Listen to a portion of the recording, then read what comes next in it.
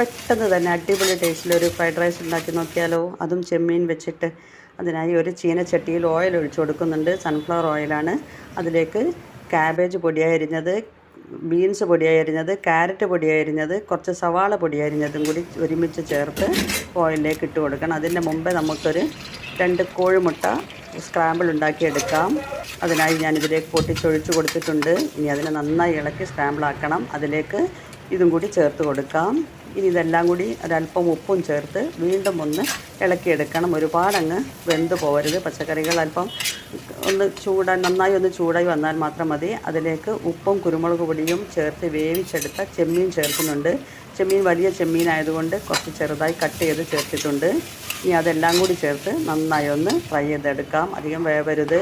ഇനി അതിലേക്ക് ഉപ്പ് മാത്രം ചേർത്ത് വേവിച്ചെടുത്ത ബസുമതി റൈസാണ് ചേർത്ത് കൊടുക്കുന്നത്. ഗൾഫ് ഗേറ്റിൻ്റെ അരിയാണിത്. അധികം പൊടിയാത്ത പാകത്തിലായിരിക്കണം വേവിച്ചെടുക്കേണ്ടത്.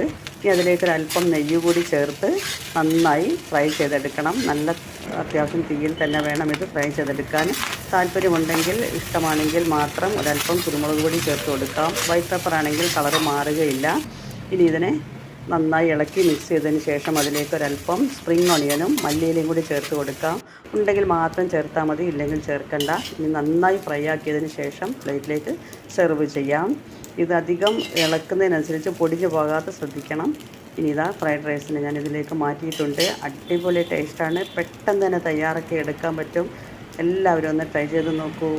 ഹോട്ടലിൽ കിട്ടുന്നതിനേക്കാളും ടേസ്റ്റായിട്ട് തന്നെ നമുക്ക് ഉണ്ടാക്കിയെടുക്കാൻ പറ്റും.